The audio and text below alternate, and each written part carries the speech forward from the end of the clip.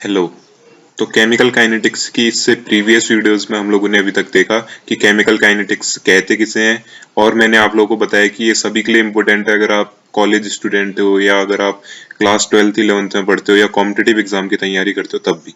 तो chemical kinetics में हम लोगों ने पढ़ा कि फिजिकल साइंस की एक ऐसी ब्रांच है, ऐसा टॉपिक है जिसपे हम लोग रेट ऑफ रिएक्शन के बारे में पढ़ते हैं और रिएक्शन क्यों हो रही है, कौन कौन से फैक्टर हैं जो रेट ऑफ रिएक्शन को अफेक्ट करते हैं, चेंज करते हैं या उसका रेट ऑफ रिएक्शन बढ़ाते हैं या घटाते हैं, या क्या क्या चीजें हम लोगों ने रेट ऑफ रिएक्शन पढ़ी, एवरेज रेट, इंस्टेंटेनियस रेट। तो और चीजें भी आएंगी इस पे। तो जैसे कि मैंने आप लोगों को बताया, शॉर्ट में एक बार देख लो, रेट को मैंने क्या कहा था, change in concentration of species upon में टाइम टेकन। अब देखो रेट, जैसे हमारे पास कोई रिएक्शन है उस पे या तो रिएक्टेंट होंगे, ठीक है, उस पे या तो रिएक्टेंट होंगे और दूसरी तरफ बनने वाले प्रोडक्ट होंगे। तो मैंने क्या कहा था कि उसका चेंज इन कंसंट्रेशन अगर हम लोग डिवाइड बाई टाइम कर देते हैं तो हमारा क्या आ जाता है, रेट आ जाता है। अगर ऐसा होता, देखो यहाँ पर को लिखा हुआ है, हम लोग इस हमारा रिएक्शन में क्या क्या स्पीसीज इन्वॉल्व रहती हैं, जैसे रिएक्टेंट हो सकता है या प्रोडक्ट हो सकता है। रिएक्टेंट से तो प्रोडक्ट बनता है। अब देखो अगर हम rate of reaction with respect to reactant निकालेंगे तो क्या आएगा, मैंने बताया था आप लोगों की, decrease in concentration of reactant upon में टाइम टेकन, ठीक हो जाएगा। और ऐसे ही अगर हम लोग rate with respect to product बताएंगे तो increase in concentration of product upon में टाइम टेकन। अब हमारा रिएक्टेंट कुछ भी हो सकता है, प्रोडक्ट कुछ भी हो सकता है, दुनिया भर की रिएक्शन है, दुनिया भर के रिएक्टेंट है, दुनिया भर के प्रोडक्ट बनते हैं, ठीक है। तो इस ये बस हमारा एक जनरल यहाँ पर कोई रिप्रेजेंटेशन है। इसकी जगह रिएक्टेंट कुछ भी हो सकता है, प्रोडक्ट कुछ भी हो सकता है, ठीक है। तो रिएक्टेंट हमेशा डिक्रीज होता है, तब उसके आगे से माइनस लगता है ताकि रेट ऑफ रिएक्शन नेगेटिव ना आए कभी भी। और प्रोडक्ट तो पॉजिटिव ही रहेगा, इंक्रीज होता है क्योंकि, ठीक है, ये चीज बता रहा था मैं, ये डिक्रीज ये इंक्रीज। और यूनिट हम लोगों ने देखी नहीं थी तो यूनिट हम लोग देख लेते हैं। कंसंट्रेशन की यूनिट क्या होती है बताओ। तो दोनों में देखो कंसंट्रेशन सेम है ना, डिक्रीज हो इंक्रीज हो उससे हमको मतलब नहीं है। डिक्रीज तो रिएक्टेंट के केस में होगा और इंक्रीज हमारा प्रोडक्ट के केस में होगा। रिएक्टेंट डिक्रीज होगा तभी तो प्रोडक्ट बनेगा, ठीक है। रिएक्टेंट धीरे धीरे कम होगा तभी तो प्रोडक्ट धीरे धीरे बढ़ेगा। और देखो मोल, कंसंट्रेशन की यूनिट होती है हमारे पास मोल पर लीटर, टाइम की यूनिट होती है हमारे पास सेकंड। तो यूनिट क्या बन जाएगी पूरी, कंसंट्रेशन की मोल पर लीटर, मतलब कि मोल के नीचे डिवाइड में लीटर, और टाइम की यूनिट हो जाएगी सेकंड। लेकिन अगर हमारी रिएक्शन गैस फेज में हो रही होगी तो रिएक्शन की यूनिट क्या बन जाएगी हमारी, रेट ऑफ रिएक्शन की, ये एटीएम पर सेकंड। एटीएम मतलब हमारा, क्योंकि यहाँ पर को प्रेशर लिया गया होगा, ठीक है।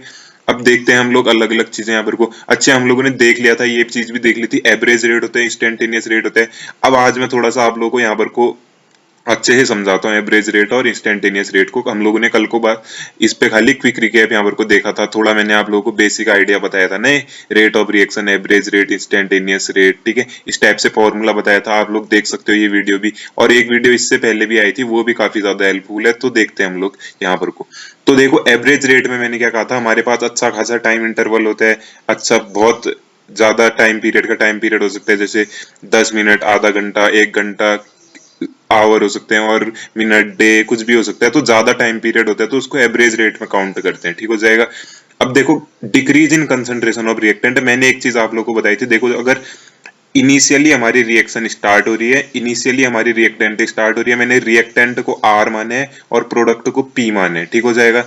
अब रिएक्टेंट हमारा पहले हमारा R1 कंडीशन पे, मतलब उसकी जो वैल्यू है कंसंट्रेशन की R1 है। देखो रिएक्टेंट बड़ा है ना, ग्राफ में देखो ऊपर की तरफ कौन है, रिएक्टेंट R1 कंडीशन में, मतलब कि ये उसकी इनिशियल कंडीशन है। कब, जब टाइम हमारा T1 है इनिशियली, ठीक है, जब रिएक्शन शुरू नहीं हुई है, या इनिशियली हम लोग कह सकते हैं कि R1 उसका कंसंट्रेशन है, जो कि ज्यादा है, दिख ही रहे ग्राफ में ज्यादा है, और टाइम के हमारा कम है अभी।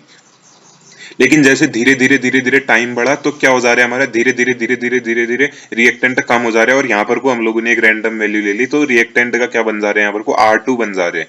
देखो अब R1 से R2 बन गया तो कितने का चेंज आया, मैंने कहा था कि डिक्रीज होता है ना रिएक्टेंट के केस में, तो एवरेज रेट कैसे निकालेंगे, देखो R2 माइनस R1 करूंगा, R2 माइनस R1। अब देखो R2 की वैल्यू हमारी इतनी छोटी है, इतनी नीचे पे आ रही है R2 की वैल्यू, और R1 की वैल्यू इतनी बड़ी है। तो R2 माइनस R1 करूंगा और नीचे तो क्या करूंगा मैं, T2 माइनस T1, ठीक है। तो एवरेज रेट आ जाएगा। लेकिन दिक्कत क्या हो जाएगी कि R2 हमारा कम है, R1 हमारा बड़ा है। मान लो कि R1 हमारा 100 है और R2 हमारा कितना है 20 मान लेते हैं, ठीक है। 20 माइनस 100 करूंगा तो कितना आएगा, -80 आएगा। तो दिक्कत हो जाएगी, कुछ भी हो सकती है ना। R2 की वैल्यू कम है, देखो ये ग्राफ में दिख रहा है हम लोग को कम है, तो माइनस में ना आए वैल्यू, इसलिए क्या लगाते हैं हम लोग यहाँ पर को माइनस साइन लगाते हैं। देखो ब्रैकेट के बाहर से माइनस साइन हमेशा यूज करोगे in the case of reactant, ठीक है। अब वो एवरेज रेट हो इंस्टेंटेनियस रेट हो उससे मतलब नहीं। अब देखो क्या करूंगा फिर मैं इस ग्राफ के रिलेट में, R2 माइनस R1 कर दूंगा यहाँ पर को, ठीक है। और अगर मैं R2 माइनस R1 करूंगा, नीचे T2 माइनस T1 करूंगा, देखो एक बार फॉर्मूले से समझना। फाइनल कंसंट्रेशन ऑफ रिएक्टेंट जो कि R2 है, फाइनल क्या है R2 है, और इनिशियल क्या है हमारी कंसंट्रेशन R1 है। तो R2 minus R1 divided by final time क्या है हमारा T2, और इनिशियल टाइम जो शुरुआत में था रिएक्शन के वो क्या है T1। तो R2 माइनस R1 अपॉन में T2 माइनस T1, जिसको हम लोग क्या लिख सकते हैं, माइनस का डेल्टा R अपॉन में डेल्टा T, जो कि एवरेज रेट का हमारा यहाँ पर को क्या हो जाएगा बेटा, फॉर्मूला हो जाएगा, ठीक है। अब देखते हैं हम लोग यहाँ पर को अगली चीज, देखो average rate with respect to product. Product के केस में क्या हो जाएगा, देखो प्रोडक्ट पहले हमारा कम होगा, देखो उल्टा हो जाता है बस ये यहाँ पर को देखो, रिएक्टेंट पहले हमारा ज्यादा था, ठीक है, रिएक्टेंट पहले हमारा ज्यादा था R1, लेकिन प्रोडक्ट क्या होगा हमारा यहाँ पर को कम होगा। पहले प्रोडक्ट कम होगा ना, पहले रिएक्शन की शुरुआत है, रिएक्शन जब शुरू हो रही है तो हमारा रिएक्टेंट ज्यादा होगा, प्रोडक्ट कम होगा ना, P1 देखो इनिशियल कंसंट्रेशन ऑफ प्रोडक्ट और फाइनल कंसंट्रेशन ऑफ प्रोडक्ट।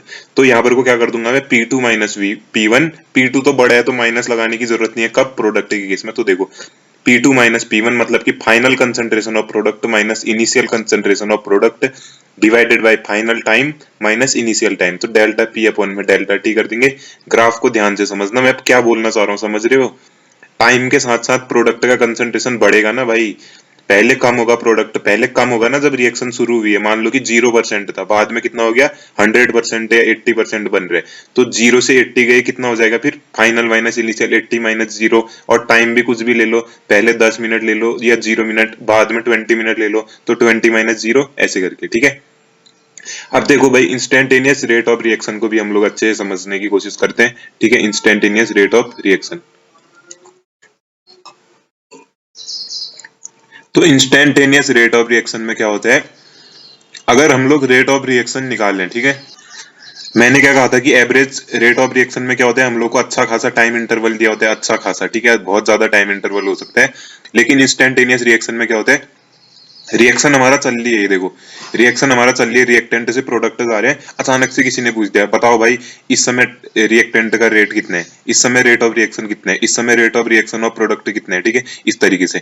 तो अचानक से जब पूछ देते हैं एक पर्टिकुलर इंस्टेंट में, वो क्या हो जाता है हमारे इंस्टेंटेनियस रेट ऑफ रिएक्शन, मतलब कि सेकंड के बहुत कम हिस्से में या मिली सेकंड या माइक्रो सेकंड में अगर कोई पूछ ले तो इंस्टेंटेनियस रेट आ जाता है, देखो।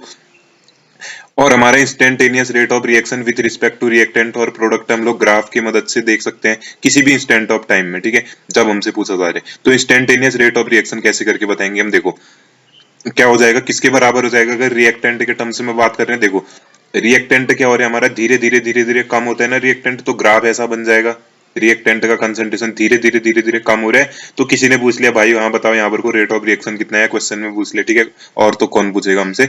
अब देखो स्लोप ऑफ टेंजेंट डाल देंगे हम लोग, यहाँ पर को एक टेंजेंट ड्रॉ कर देंगे, उसका स्लोप अगर देखेंगे तो कितनी आएगी उसकी वैल्यू, टेन थीटा का फॉर्मूला लगा देंगे, ओ ए अपॉन में ओ बी कर लेंगे, ठीक है, ओ ए अपॉन में ओ बी कर लेंगे हम लोग, ठीक है। ओ बी मतलब एक तरीके से बेस हो जाएगा, और ओ ए मतलब हमारा एक तरीके से यहाँ पर को, मतलब आप 90 डिग्री के अपोजिट देखो ना, ओ ए यहाँ पर को हमारा क्या हो जाएगा बेसिकली, एक तरीके से अगर आप 90 डिग्री का यहाँ पर को देखोगे तो ओ ए मेरे हिसाब से यहाँ पर को बेस होगा, और ओ बी यहाँ पर को हमारा हाइट हो जाएगा, ठीक है, हाइट हो जाएगा। एक बार देख लो ना 90 डिग्री का एंगल यहाँ पर को बनेगा, तो हाइपोटेनियस तो ये हुई, और ओ ए क्या हो जाएगा हमारा यहाँ पर को बेस हो जाएगा, 90 डिग्री के रिस्पेक्ट में कह रहा हूँ, आप भी देख सकते हो इसको अच्छे से, बस मेरे को फॉर्मूला बताना था, ये समझ में आना चाहिए, ten theta equal to O A upon में O B, O A upon में ओ बी कर देना, हम लोग को स्लोप ऑफ टेंजेंट मिल जाएगा ना, instantaneous rate of reaction with respect to reactant मिल जाएगा।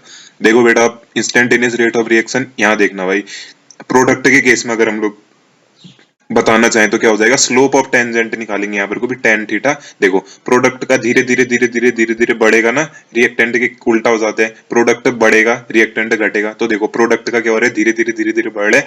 यहाँ पर को किसी ने पूछ दिया बताओ भाई, ट्राइंगल ड्रॉ कर देंगे, ओ ए अपॉन में ओ बी कर देंगे। अब देखो यहाँ तो साफ पता चल रहा है ओ ए क्या है यहाँ पर को हमारा एक तरीके से ओ ए यहाँ पर को हमारा हाइट का काम कर रहा है और ओ बी यहाँ पर को हमारा बेस का काम कर रहा है। बस मेरे को एक फॉर्मूला बताना था, ज्योमेट्री नहीं पढ़ा रहा ना मेरे को अभी, एंगल का अंदाजा यहाँ पर को आप लोग लगा सकते हो अगर कोई मैथ्स पढ़ रहा है तो, कि परपेंडिकुलर कौन सा है, हाइपोटेनस कौन सा है, वो आप फाइंड कर लो। बस मैं इतना आइडिया लगा रहा हूँ कि 90 डिग्री के अपोजिट है तो हाइपोटेनस, बस मैं इतना आइडिया यहाँ पर को बेसिकली लगा रहा हूँ कि अगर हमारा यहाँ पर को टेन थीटा की वैल्यू निकाल लें तो कुछ ना कुछ यहाँ पर को ओ ए अपॉन में ओ बी कर रहे हैं, तो मेरे हिसाब से यहाँ पर को हाइट अपॉन में बेस, जो भी उसका फॉर्मूला होगा। मेरे को बस ये बताना था कि हम लोगों को टेंजेंट का स्लोप निकाल के यहाँ पर को हमको instantaneous rate of reaction with respect to product और बेस निकालना है। कोई भी टेंजेंट ड्रॉ कर देनी है हम लोग को, ठीक है, जो कि टच कर रही हो वहां पर को प्रोडक्ट एक इंस्टेंट, क्योंकि टेंजेंट हमारे एक छोटे से इंस्टेंट में टच करेगी, तब जाके हम लोग ट्राइंगल वगैरह बना के यहाँ पर को ग्राफ की मदद से उसको निकाल लें, ठीक है। अब देखो हम लोग देखो, अगर हमारी केमिकल रिएक्शन में क्या है, अलग अलग स्टोइकियोमेट्रिक क्या है, सिमिलर सेम टाइप के अगर स्टोइकियोमेट्रिक कोफिशिएंट है तो हमारा रिएक्टेंट और प्रोडक्ट का रेट ऑफ रिएक्शन क्या हो जाता है, हमारा बिल्कुल बराबर हो जाएगा, ठीक है। अगर हमारा क्या है, किसी रिएक्शन में क्या है, सिमिलर स्टोइकियोमेट्रिक कोफिशिएंट है तो हमारा रिएक्टेंट और प्रोडक्ट का जो रेट ऑफ रिएक्शन है, मतलब कि ऐसे बोल सकते हैं ना, rate of disappearance of reactant, reactant का कम होने का रेट और प्रोडक्ट के बढ़ने का रेट हमारा बराबर हो जाएगा, ठीक है। देखो भाई रिएक्शन है हमारी, यहाँ देखना, ये देखो आर से पी बन रहे हैं, तो देखो स्टोइकियोमेट्रिक कोफिशिएंट मतलब इसके आगे से कोई भी नंबर नहीं लगा है ना, 1 2 3 4 कुछ नहीं लगा है। अगर ऐसा होता 2r गिव्स 2p, ऐसा कुछ नहीं है ना। तो देखो बेटा यहाँ पर को देखना, रेट की वैल्यू क्या हो जाएगी, माइनस का डेल्टा आर अपॉन में डेल्टा टी। क्यों आ रहा है माइनस का डेल्टा आर अपॉन में डेल्टा टी, क्योंकि रिएक्टेंट घट रहे हैं, rate of disappearance of reactant, ठीक है। और प्रोडक्ट का क्या हो जाएगा, डेल्टा पी अपॉन में डेल्टा टी। बराबर क्यों आ जा रहे हैं एक दूसरे के, क्योंकि इनके आगे से कोई नंबर वगैरह कोई, इनके आगे से क्या नहीं लगा है, स्टोइकियोमेट्रिक कोफिशिएंट नहीं लगा है, ठीक है। अब देखते हैं हम लोग अगली चीज। तो देखो भाई अगर हमारे पास रिएक्शन है ना, हम लोगों ने क्या लिखा, आर गिव्स पी, आर यहाँ पर को रिएक्टेंट है, पी यहाँ पर को प्रोडक्ट है, कुछ भी सपोज कर सकते हो, X Y A B C D कुछ भी कर लो, 1 2 तो मत करना, ए बी सी डी कुछ भी कर लो। ये मैंने आर से रिएक्टेंट है, पी से प्रोडक्ट है इसलिए माने क्योंकि समझने में थोड़ा वो एक तरीके से अच्छा रहता है, आसान रहता है। अब देखो rate of disappearance of reactant क्या हो जाएगा, फिर हमारे यहाँ पर को आर कम हो रहा है ना भाई, रेट ऑफ डिसअपियरेंस तभी तो बोल रहे हैं कम होने की रेट, डिसअपियर मतलब कम हो रहा है, धीरे धीरे घट रहा है, ठीक है। तो माइनस का delta R upon delta T आएगा, एवरेज रेट की बात कर रहे हैं तभी डेल्टा आ रहा है, वरना डी आर अपॉन में डी टी आता अगर आपने इससे प्रीवियस वीडियो देखी है। और किसके बराबर हो जाएगा, अब देखो ये प्रोडक्ट का अपीयरेंस, अब प्रोडक्ट तो हमारा बन रहा है ना, तो उसमें क्या आएगा, रेट ऑफ अपीयरेंस या rate of formation of product बराबर किसके, डेल्टा पी अपॉन में डेल्टा टी। लेकिन अगर ऐसा हो जाए कि हमारा क्या है, केमिकल रिएक्शन में क्या हो जाए, अलग अलग स्टोइकियोमेट्रिक कोफिशिएंट हो जाए रिएक्टेंट और प्रोडक्ट के, तो हमारा रेट ऑफ ये रेट ऑफ डिसअपियरेंस और अपीयरेंस किसके बराबर होता है, बोल रहे हैं स्टोइकियोमेट्रिक कोफिशिएंट के हम लोग क्या कर देंगे, डिवाइड कर देंगे, ठीक है। रिएक्टेंट और प्रोडक्ट को डिवाइड कर देंगे उसके स्टोइकियोमेट्रिक कोफिशिएंट से। देखो अब बोलना क्या चाह रहे हैं, हमारा रेट ऑफ रिएक्शन के आगे अगर अलग अलग स्टोइकियोमेट्रिक कोफिशिएंट लगे, ये तो ऊपर वाली बात हो जाएगी। रिएक्टेंट अगर प्रोडक्ट दे रहे हैं भाई तो सीधे सीधे लिख दोगे कि rate of reaction of product, reactant और product, rate of disappearance of reactant और rate of appearance of product बराबर हो जाएंगे, बस यहाँ माइनस और यहाँ प्लस लगा देंगे, प्लस तो नहीं भी लगाओगे चलेगा, एक ही बात है। ये एवरेज रेट है तो डेल्टा डेल्टा, और change in concentration upon reactant upon में time, change in concentration of product upon में टाइम। लेकिन अगर हमारे पास ऐसा केस है, बोल रहे हैं ये देखो यहाँ पर को ए कुछ भी हो सकता है, बी कुछ भी नंबर हो सकता है, सी कुछ भी हो सकता है, डी कुछ भी हो सकता है। तो देखो इस रिएक्शन के लिए क्या होगा, बोल रहे हो जो ऊपर का मैं आप लोगों को यहाँ का बता रहा हूँ, क्या बोलना चाह रहे हैं, क्या कर देंगे हम लोग, डिवाइड कर देंगे। देखो 1 अपॉन ए, अब रिएक्टेंट है ना ए और बी, देखो रिएक्टेंट तो क्या होगा, माइनस का डेल्टा ए अपॉन में डेल्टा टी, 1 अपॉन में बी, जो आगे से नंबर लगे उसको, जो भी लगे आगे से उसको डिवाइड करने, बस इतना कर देना और पूरा लिख देना। देखो 1 अपॉन में बी माइनस का डेल्टा बी अपॉन में डेल्टा टी, यहाँ क्या हो जाएगा, प्लस ही होगा, 1 अपॉन में सी डेल्टा सी अपॉन में डेल्टा टी, एवरेज रेट की बात कर रहे हैं, 1 अपॉन में इक्वल टू 1 अपॉन में डी डेल्टा डी अपॉन में डेल्टा टी, ठीक है। और सबको इक्वल रख देंगे, ये हमारी रेट ऑफ रिएक्शन बन जाएगी, ठीक है। अब अगली वीडियो में हम लोग देखेंगे factors affecting rate of reaction, ठीक है। अभी आज की वीडियो के लिए इतना काफी है, आप लोगों को इसको थोड़ा रिवाइज करोगे तब समझ में आएगा। आई होप कि आप लोगों को समझ में आएगा मैं बताना क्या चाह रहा हूँ आपको। ये बहुत इंपॉर्टेंट है, न्यूमेरिकल्स वगैरह या आप लोगों के पेपर में अगर ये आ जाता है स्टोइकियोमेट्रिक कोफिशिएंट वाला, रेट ऑफ रिएक्शन वाला, तो इसको आप लोगों को थोड़ा रिवाइज करना है, ठीक है। इसको लिखते टाइम थोड़ा समझना मैं बोलना क्या चाह रहा हूँ, ठीक है। Thank you.